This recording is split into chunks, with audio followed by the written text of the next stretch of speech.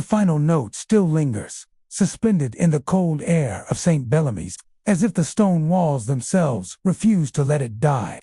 Candlelight flickers along the nave, casting long, quivering shadows that dance across the faces of empty pews. The scent of melting wax mingles with the faint, metallic temps of old incense, and somewhere, just beyond the reach of the light, a presence seems to watch and wait.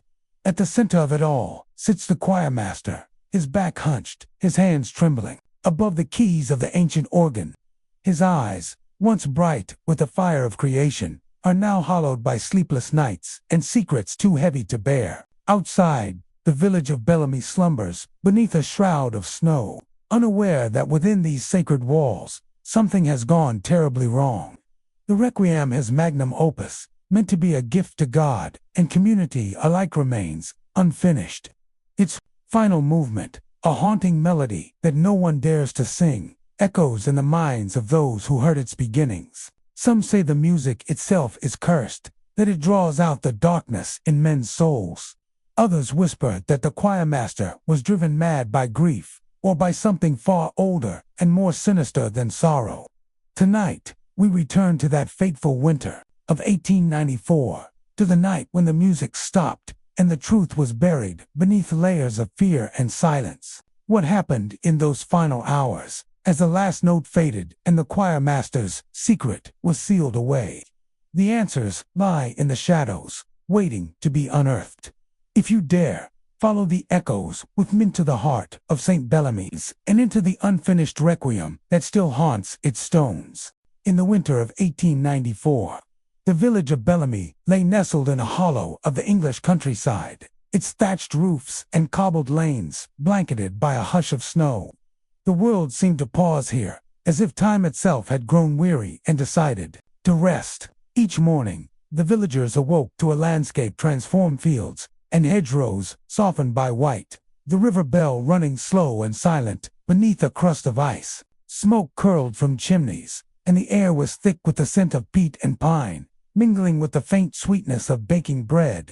Children's laughter, muffled by scarves and mittens, echoed briefly before being swallowed by the stillness. At the heart of the village stood St. Bellamy's church, its ancient stone walls rising from the snow like the bones of some slumbering giant. The churchyard, dotted with crooked headstones and yew trees, was a place of both comfort and unease. By day, it was a gathering place for the faithful, a sanctuary from the cold and the cares of the world. By night, it became a realm of shadows, where the wind whispered secrets through the branches and the moon cast pale, uncertain light. Inside, the church was a world unto itself. The nave stretched long and narrow, lined with pews polished by generations of worshippers. Stained glass windows, their colors dulled by frost, depicted saints and martyrs whose eyes seemed to follow every movement. The altar, draped in velvet and gold, stood beneath a great wooden crucifix, its figure of Christ both a promise and a warning. The organ, a magnificent beast of pipes and keys, loomed at the rear, its voice capable of both rapture and terror. Yet beneath this veneer of peace, something was amiss. The villagers, though outwardly cheerful, exchanged uneasy glances as they passed in the lanes. Doors that once stood open to neighbors were now kept locked, even in daylight. The laughter of children grew quieter, replaced by the anxious murmurs of their parents. Some claimed to hear music drifting from the church at odd hours, melodies that did not belong to any hymn. Notes that seemed to twist and linger in the air long after the last bell had tolled. The choirmaster, Mr. Edwin Harrow, was a familiar figure in Bellamy, known for his gentle manner and the brilliance of his compositions. Yet even he seemed changed by the season. He moved through the village with a distracted air, his eyes fixed on some distant point, his greetings curt and hurried. He was seen most often in the company of the vicar, Reverend Pritchard, or alone in the church, working late into the night. The light from his study window burned long after the rest of the village had gone dark, and those who passed by claimed to hear the faint strains of music, sometimes beautiful, sometimes discordant, always unsettling. Rumors began to circulate. Some whispered that the choirmaster was haunted by the memory of his late wife, whose grave lay beneath the oldest yew in the churchyard. Others spoke of strange visitors seen at the church doors, figures cloaked against the snow, faces hidden in shadow. A few, emboldened by drink or desperation, confessed to hearing voices in the night, calling their names from the direction of the church. Despite these murmurs, life in Bellamy continued, outwardly unchanged. The market still bustled on Saturdays. The schoolhouse rang with lessons and laughter, and the church bells marked the hours with unwavering regularity. But beneath the surface, the village was held in a kind of suspended breath, as if waiting for something to break the spell of winter. The Requiem, unfinished and unsung, hung over St. Bellamy's like a storm cloud, promising both beauty and ruin. It was in this uneasy peace that the story of the choirmaster's secret began to unfold, the story that would shatter the illusion of innocence and reveal the darkness lurking at the heart of even the most tranquil places. For in Bellamy, as in all places touched by tragedy, the snow could only cover so much. The rest, inevitably, would come to light.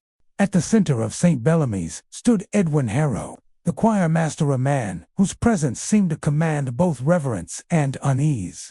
He was not a native of Bellamy, but had arrived some years before, drawn by the promise of quiet and the church's storied organ. Tall and spare, with a shock of prematurely silver hair and eyes the color of storm clouds, Harrow carried himself with a dignity that bordered on severity. Yet those who knew him best spoke of a gentleness beneath the surface, a kindness that revealed itself in fleeting smiles and the patient way he guided trembling voices into harmony. Harrow's talent was undeniable. Under his direction, the choir of St. Bellamy's had become the pride of the region, their voices weaving together in performances that left even the most hardened villagers moved to tears. He composed with a feverish intensity, filling pages with music that seemed to reach beyond the ordinary, as if he were transcribing something heard only in dreams. But there was a shadow to his genius, a restlessness that kept him awake through the long winter nights, and a sorrow that clung to him like a second skin. The source of that sorrow was no secret. Harrow's wife, Clara, had died 2 winters before, felled by a sudden illness that swept through the village and left several families in mourning. Her loss had marked him deeply. Some said he had never truly recovered, that the Requiem he now labored over was as much a monument to her memory as it was a work of art. Others whispered that grief had opened a door in him, letting in things best left outside. Beside Harrow stood Thomas Finch, the organist, a man of quiet loyalty and unassuming talent. Finch was a fixture in Bellamy, his round face and ink-stained fingers as familiar as the church bells. He had served under 3 choirmasters before Harrow, but none had inspired his devotion as this one did. Finch was the first to arrive for rehearsals and the last to leave, his steady hands coaxing music from the ancient organ even when the rest of the choir faltered. He watched over Harrow with a mixture of admiration and concern, sensing the weight his friend carried but unsure how to lighten it. Reverend Samuel Pritchard, the vicar, was a different sort of man, ambitious, sharp-eyed, and keenly aware of the church's place in the village. He saw in Harrow's music an opportunity to elevate St. Bellamy's, to draw visitors and acclaim. Yet he was not blind to the rumors swirling around the choirmaster, nor to the unease that had begun to creep into the congregation. Pritchard walked a careful line, balancing his desire for recognition with his duty to protect his flock. He was quick to offer comfort, but quicker still to silence dissent.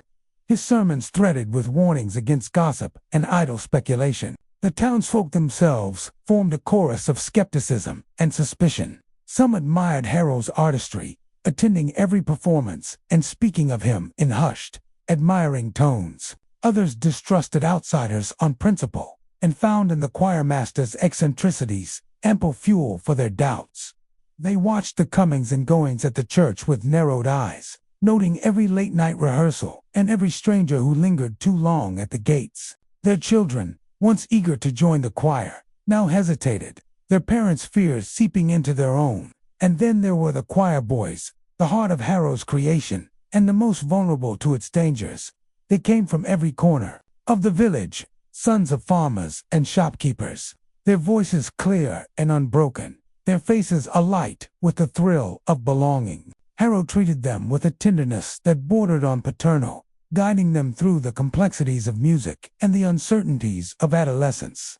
Yet, even among them, a change had begun to take root. Some grew pale and withdrawn, their eyes haunted by dreams they could not name. Others whispered of strange occurrences during rehearsals, shadows that moved where none should be, cold drafts that seemed to breathe against their necks, and the feeling, always, of being watched. Each of these figures, Harrow, Finch, Pritchard, the wary villagers, and the fragile choir boys, would play their part in the unfolding tragedy. Their lives, already entwined by music and faith, would be drawn ever tighter by the unfinished Requiem and the secrets it concealed. Empathy and suspicion, hope and dread, would mingle in the days to come, as the line between salvation and damnation grew ever more uncertain. For in Bellamy, as in all places where darkness gathers, it is the people who bear the weight of what is to come, and it is their choices that will echo long after the last note has faded. It began, as such things often do, with the smallest of changes, barely perceptible at first, like a single sour note in an otherwise perfect chord. The villagers of Bellamy, accustomed to the steady rhythms of their days, might have missed them entirely had they not been so attuned to the comings and goings at St. Bellamy's. But the church, with its ancient stones and echoing halls, had always been the heart of the village, and any disturbance there sent ripples through the community. The first to notice was Mrs. Larkin, who swept the church aisles each morning before sunrise. She spoke of finding the choirmaster already at the organ, his fingers moving feverishly over the keys, his face drawn and pale in the half-light. The music he played was unlike anything she had heard before, strange, twisting melodies that seemed to coil around the pillars and linger in the air long after he had stopped. When she greeted him, he barely looked up, his eyes fixed on the sheet music before him, as if afraid to lose his place. Others began to remark on Harrow's appearance. He grew thinner, his cheeks hollowing, his clothes hanging loose on his frame. He spoke little, and when he did, his words were clipped, distracted, as though his mind were elsewhere. The children, once eager to please him, now watched him with wary eyes, uncertain whether to approach. Even Thomas Finch, ever loyal, confessed to his wife that he worried for his friend's health. "He's not himself," Finch murmured over supper, "not since he started the new piece." The music itself changed, too. Rehearsals, once filled with laughter and gentle correction, became tense affairs. Harrow demanded perfection, his patience fraying at the edges. He introduced new passages to the Requiem sections that were difficult, even for the most talented singers. The harmonies grew more complex, the rhythms more erratic. At times, the music seemed to slip from their grasp entirely, dissolving into discord before Harrow would snap them back to order with a sharp word or a pounding chord on the organ. The choir boys felt it most keenly. They whispered among themselves about the strange sensations that crept over them during practice. A sudden chill, as if a window had been thrown open. The feeling of invisible eyes watching from the shadows. The sense that the music itself was alive, twisting and writhing beneath their voices. One boy, Peter, began to stammer, his clear soprano faltering in the middle of a solo.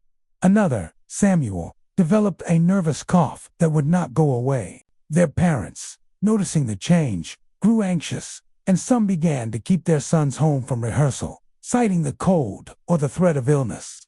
Rumors spread quickly in Bellamy, as they always did. Some said the church was haunted, that the spirits of the dead were drawn to the Requiem's unfinished strains. Others blamed Harrow's grief, insisting that a man so consumed by sorrow could not help but bring darkness with him. A few, emboldened by fear, began to question Reverend Pritchard's judgment in allowing the choir master such free rein. The vicar, for his part, dismissed their concerns with a practiced smile, assuring them that all was well, and that the music would bring glory to St. Bellamy's. But the unease would not be so easily dispelled. One evening, as the snow fell thick and silent outside, a group of choir boys lingered in the vestry after rehearsal, their voices hushed, They spoke of the strange figure they had seen in the gallery, a shadow that moved against the far wall, vanishing when they turned to look. They dared each other to return after dark, to see if the ghost would appear again. Only one, a boy named Matthew, accepted the challenge. He slipped back into the church that night, heart pounding, the echo of the Requiem still ringing in his ears. The nave was empty, the candles long since extinguished, but the air was thick with the scent of wax and something else, something sharp and metallic. He crept toward the vestry, his footsteps muffled by the thick carpet of snow outside. As he reached the door, he heard it, a low, mournful sound, like a voice singing just beyond the threshold. Matthew pushed the door open and peered inside. What he saw there would haunt him for the rest of his days.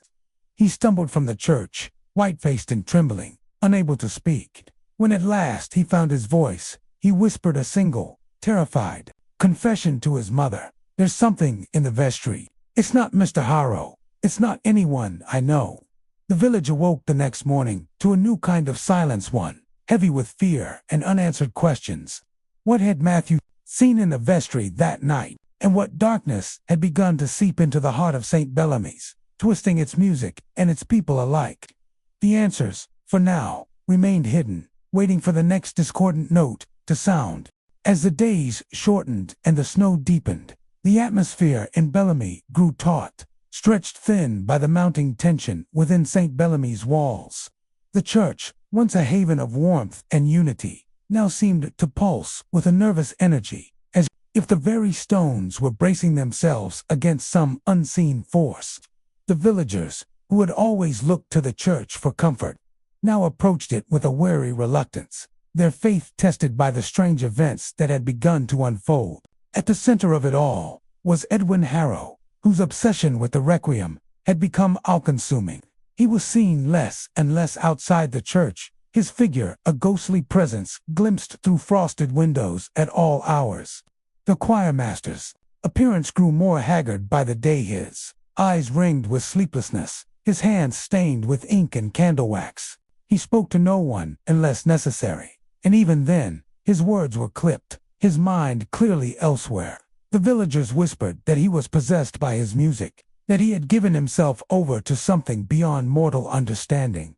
Inside, the church rehearsals took on a feverish, almost manic quality. Harrow drove the choir harder than ever, pushing them to master passages that seemed to defy logic and tradition. The music itself had changed. What had once been uplifting and harmonious now twisted into something darker, more unsettling.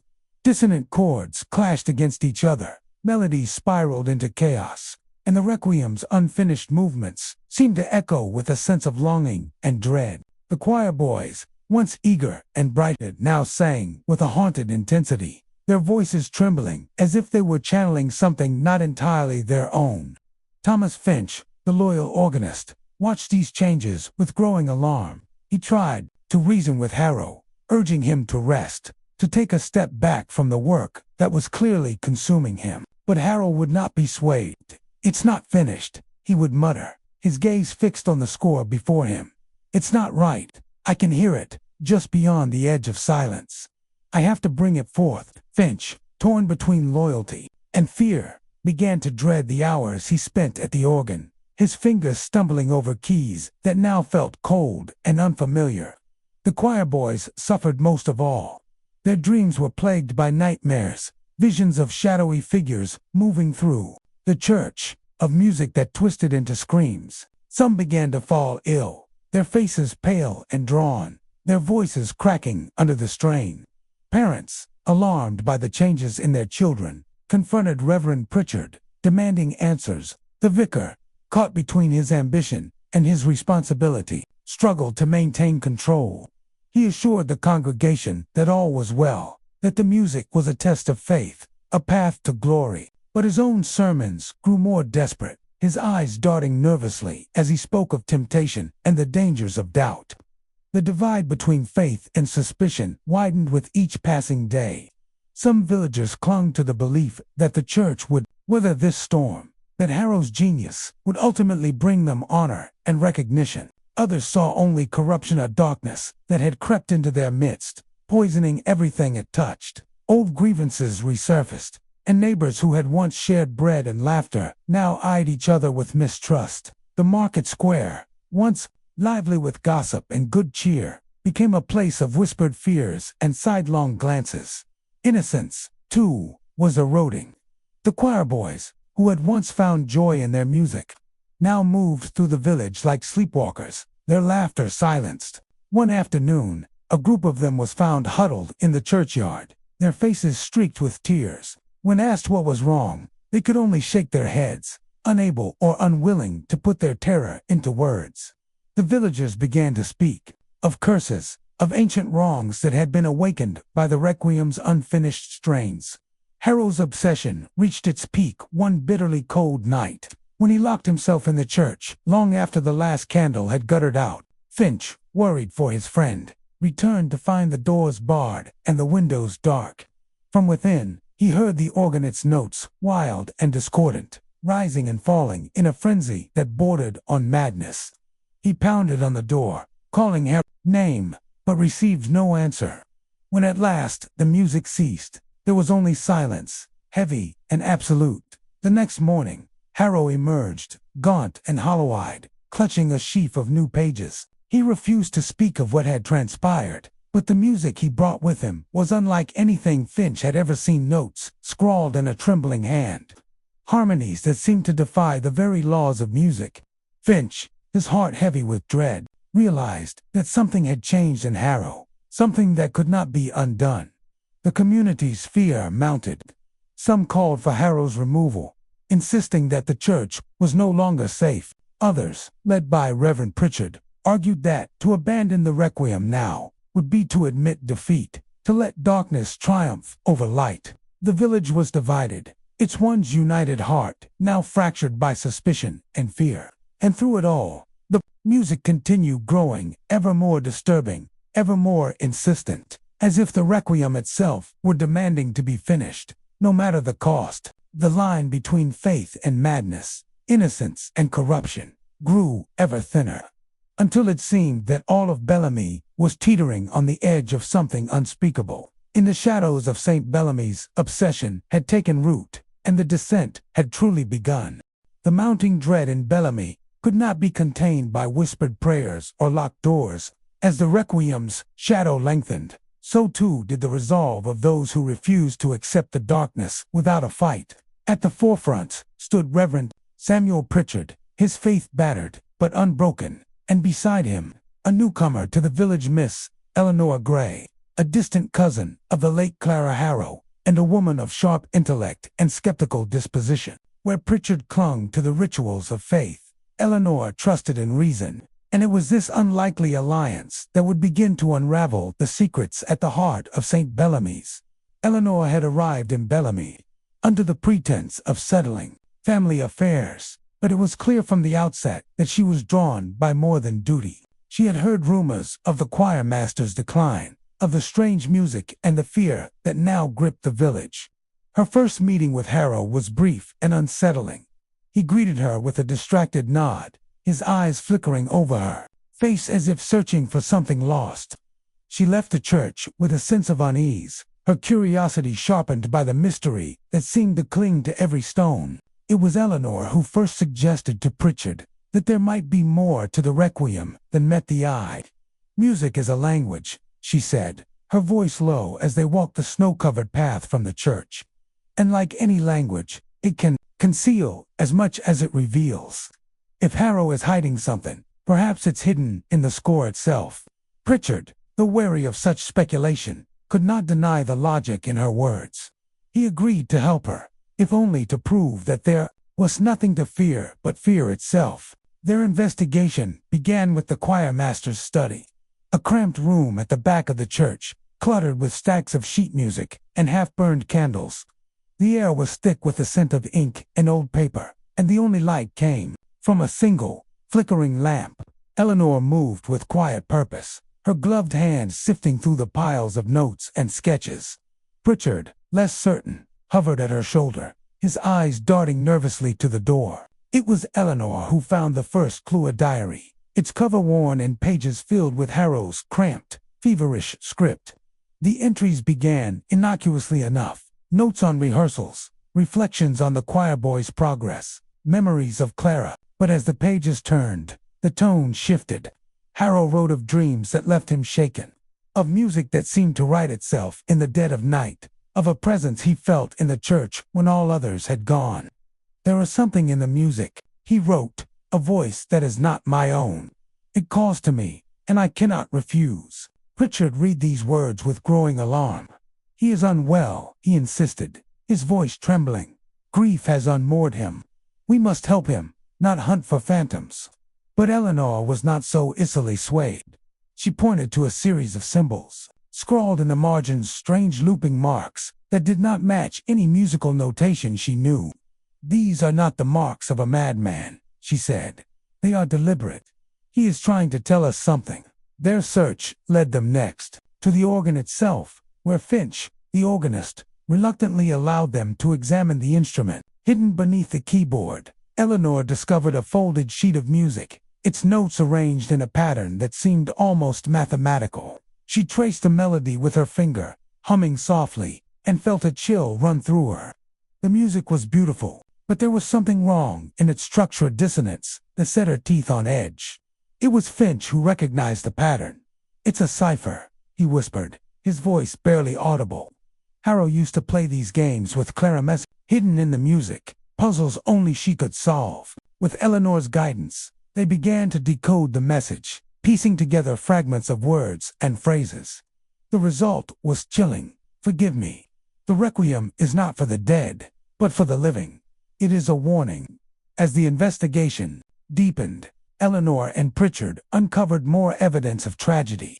In the church's archives, they found records of a similar requiem, composed decades earlier by a previous choirmaster, one who had died under mysterious circumstances. His work left unfinished. The villagers at the time had spoken of strange happenings, of voices in the night and shadows that moved of their own accord. The pattern was unmistakable. Each time the requiem was attempted, disaster followed. Pritchard struggled to reconcile these findings with his faith. "We are meant to bring light, not darkness," he said, his hands shaking as he turned the brittle pages. "How can music, something so beautiful, be the instrument of such evil?" Eleanor, ever the skeptic, saw things differently. "It is not the music itself, but the obsession it breeds.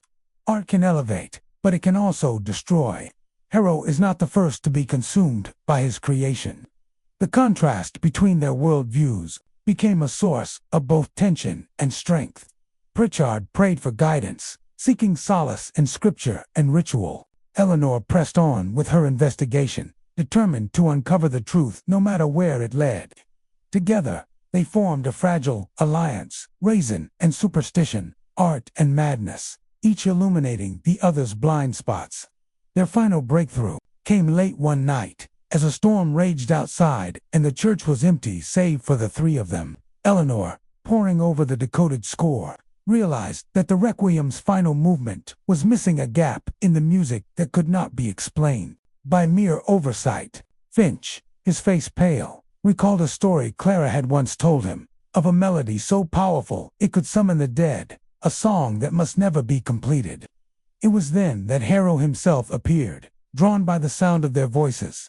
He stood in the doorway, his eyes wild, his hands clutching the unfinished score. "You do not understand," he whispered.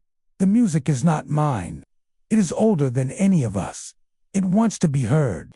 His words sent a shiver through the room, the storm outside echoing the turmoil within. Eleanor stepped forward, her voice steady. "You have a choice, Edwin. You can finish the Requiem, or you can let it go. But you must decide what price you are willing to pay." Harrow looked at her, and for a moment, the madness seemed to recede, replaced by a terrible clarity. The investigation had revealed the truth. The Requiem was both a masterpiece and a curse, a work of art that demanded sacrifice. The choice now lay with Harrow and with all those who had been drawn into its orbit. As the storm raged and the church trembled, the line between reason and superstition, art and madness, grew ever thinner, and the fate of St. Bellamy's hung in the balance. The night the truth came to light, St. Bellamy's was a fortress of shadows. The storm outside battered the stained glass, wind howling through the eaves like a chorus of lost souls. Within, the church was lit only by the flicker of a dozen candles, their flames trembling as if in anticipation. The Requiem's unfinished score lay spread across the altar, its pages stained with ink, sweat, and something darker tears, perhaps, or the residue of a soul unraveling. Edwin Harrow stood before the organ, his silhouette thrown long and thin against the nave. His hands hovered above the keys, trembling not with cold, but with the weight of what he was about to do. Eleanor Gray and Reverend Pritchard watched from the shadows, their faces drawn and pale, each gripped by a different kind of fear. Finch, the organist, lingered near the choir stalls, his heart pounding in his chest, torn between loyalty and dread. Harrow's voice, when it came, was barely more than a whisper. "You must understand," he said, his eyes fixed on the score. "This music is not mine. It came to me in dreams, in whispers, in the silence after Clara's death. At first I thought it was grief away to keep her close. But the more I wrote, the less it felt like my own hand guiding the pen. The melodies, they are beautiful, yes, but there is something beneath them, something that wants to be heard." He pressed a trembling key, and a single note rang out clear, mournful, and impossibly ancient. The sound seemed to vibrate through the very stones, stirring memories that had lain dormant for generations. As he played, the Requiem began to take shape, each movement more haunting than the last. The music was a tapestry of longing and loss, of hope twisted into despair. It was as if the church itself was singing, its voice rising from the crypts below, from the graves in the churchyard, from the hearts of all who had ever mourned. Eleanor felt the air grow colder, the candle flames guttering as if starved of oxygen. She glanced at Pritchard, who clutched his Bible so tightly his knuckles were white. "This is not just music," she whispered. "It's a summoning." Harrow's playing grew more frantic, his fingers flying over the keys, sweat beading on his brow. The choir boys' voices, though absent, seemed to echo in the rafters, their harmonies warped and distorted. Shadows gathered in the corners of the church, coalescing into shapes that flickered at the edge of vision. The Requiem's final movement loomed a passage that had never been sung, never been written down in full. Harrow's hand hovered over the page, the pen poised to complete the work. It was then that the truth revealed itself, not in words, but in sensational wave of grief and terror that crashed over them all. Harrow's mind, already frayed by loss and obsession, was laid bare. In his diary, he had written of a presence, a voice that called to him from the darkness. Now, that presence filled the church, pressing in on all sides, demanding to be heard. It was the echo of every sorrow ever carried within these walls, every secret buried beneath the EUs, every prayer unanswered. The Requiem was not a tribute to the dead, but a vessel for their pain, a conduit through which the unquiet spirits of Bellamy could speak. Each note was a memory, each harmony a lament. The unfinished movement was a door, and Harrow, in his grief, had become its key. As the final bars approached, Harrow's body shook with the effort of resisting. Tears streamed down his face, his voice breaking as he cried out, "Clara, forgive me." The candles flared, casting monstrous shadows that danced along the walls. The organ's pipes groaned, the air thick with the scent of ozone and old earth. Eleanor, her skepticism shattered, rushed to Harrow's side. "You don't have to finish it," she pleaded, her hand on his shoulder. "Let it go. Let her go." But Harrow's eyes were fixed on the score, his will no longer his own. The music demanded completion, and he was powerless to refuse. It was Finch who acted, his love for his friend overcoming his fear. He lunged forward, slamming the organ lid shut, the sound echoing like a gunshot. The music stopped, the spell broken. For a moment, all was silent. No wind, no voices, only the ragged sound of Harrow's breathing. Then, from the darkness, a single mournful note, rose a voice, unmistakably Clara's, singing the Requiem's final line. It was a sound of such beauty and sorrow that it brought all who heard it to their knees. The shadows receded, the air grew warm, and the candles burned steady once more. Harrow collapsed, his body spent, the score slipping from his hands. Eleanor knelt beside him, her tears mingling with his. Pritchard, shaken to his core, offered a prayer for the souls of the lost and the living alike. In the aftermath, the truth was clear. The Requiem had been a vessel for grief, a mirror for the pain that haunted Bellamy. Harrow, in his genius and his sorrow, had opened a door that should have remained closed. The music, unfinished, would never be sung again. The score was locked away, the organ silenced, and the church returned to its uneasy peace. But the memory lingered, a question that would haunt all who had witnessed that night. Would you have dared to finish the Requiem? Would you have risked everything for the chance to hear the voices of the dead? Or would you have turned away, content to let the past remain buried? In the end, the answer was left to the shadows and to the silence that followed the last unfinished note. In the days that followed, Bellamy seemed to hold its breath. The storm passed, leaving the village blanketed in a hush of snow. But the silence was different, now heavier, as if the very air remembered what had transpired within the church's ancient walls. St. Bellamy's itself stood unchanged in stone and timber. Yet those who entered sensed a shift, a subtle warping of the familiar. The nave felt colder, the shadows deeper, and the echo of the unfinished Requiem seemed to linger in every corner, a melody half remembered and wholly feared. Edwin Harrow did not return to the organ. He was seen only rarely, moving through the village with the slow, uncertain steps of a man who had glimpsed something beyond endurance. His hair, once streaked with silver, had turned almost white overnight. He spoke little, and when he did, his words were gentle but distant, as if he were speaking from the far side of a dream. Some said he had been broken by grief, others that he had been touched by something unearthly.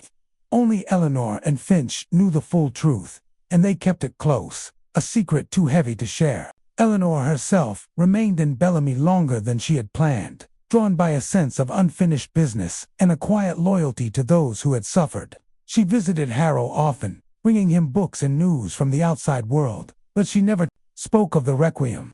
Instead, she listened, offering the simple comfort of presence. In time, she became a fixture in the village, her sharp mind and steady hand a balm to those still haunted by what they had witnessed. Finch, too, was changed. He continued to serve as organist, but his playing was subdued, the music stripped of its former grandeur. He avoided the Requiem's score, which had been locked away in the church's archives, and refused to speak of that night. Yet, in his quiet way, he watched over Harrow and the choir boys, determined to protect them from whatever darkness might linger. The choir boys themselves bore the marks of their ordeal. Some returned to their families, their voices forever altered by fear and sorrow. Others left Bellamy altogether, seeking solace in distant cities or the anonymity of the wider world. Those who remained grew up quickly, their childhoods marked by a knowledge that most would never understand. They spoke little of the Requiem, but in their eyes was a shadow that would never fully lift. Reverend Pritchard, once so certain in his faith, found himself plagued by doubt. His sermons grew quieter, more introspective, as he wrestled with the knowledge that evil could take root even in the holiest of places. He spent long hours in prayer, seeking forgiveness for his blindness and strength to guide his flock through the aftermath. The congregation, sensing his struggle, rallied around him, their faith tempered by humility and a new awareness of the mysteries that lay beyond human understanding. The village itself was changed in ways both subtle and profound. The market square, once lively with gossip and laughter, became a place of cautious conversation. Neighbors who had once been close now kept a respectful distance. Their trust shaken by the events at St. Bellamy's, the church, though still the heart of the community, was approached with a new reverence, recognition that the sacred and the profane could exist side by side, and that beauty could sometimes be a mask for horror. Yet life, as it always does, found a way to continue. The seasons turned, the snow melted, and the fields bloomed once more. Children were born, marriages celebrated, and the bells of St. Bellamy's rang out over the village, their sound a reminder of both loss and resilience. The Requiem remained unfinished, its score gathering dust in the darkness, but its echoes lived on in the music that was played, in the prayers that were whispered, and in the hearts of those who had survived. Still, on certain nights, when the wind was just right and the moon hung low over the churchyard, some claimed to hear the faintest strains of music drifting from the nave melody, both beautiful and terrible, a reminder of the price that had been paid. The villagers would pause, listening, their faces shadowed by memory, and though they would never speak of it openly, each carried the knowledge that some doors, once opened, could never be fully closed. In the end, the story of the unfinished Requiem became a cautionary tale, passed down in hushed voices and knowing glances. It was a story of genius and madness, of love and loss, of the thin line between creation and destruction. But above all, it was a story of survival, a village that had faced the darkness and endured, forever changed, but still standing. The echoes in the stone would remain, a silent testament to the secrets that lingered in the heart of St. Bellamy, and to the courage of those who had dared to listen. Thank you for joining me on this journey into the shadows of St. Bellamy's, where music became both a blessing and a curse, and where the echoes of an unfinished requiem still haunt the stones. If you've made it this far, you are among the few willing to peer into the darkness and ask the questions others fear to voice. What happened in that candlelit church was more than a tragedy, was a reminder of how easily beauty can slip into obsession, and how the past is never truly silent. If this story unsettled you, or if you found yourself drawn to the mysteries that linger in forgotten places, I invite you to become part of this community. Subscribe so you never miss another tale of history's hidden horrors and the secrets that refuse to stay buried. Share your thoughts in the comments below. Would you have dared to finish the Requiem? Do you believe some music is better left unsung? Your theories and reflections are what keep these stories alive, long after the last note has faded. And if you're hungry for more, don't stray too far. In our next episode, we'll descend even deeper into the labyrinth of the past, unearthing a tale of forbidden rituals and a melody said to drive listeners to madness. What other secrets lie buried in the music of the past? What stories wait in the silence between the notes? Until then, keep your ears open and your mind sharp. For in the world of dark history and macabre mysteries, the most haunting songs are the ones that never truly end.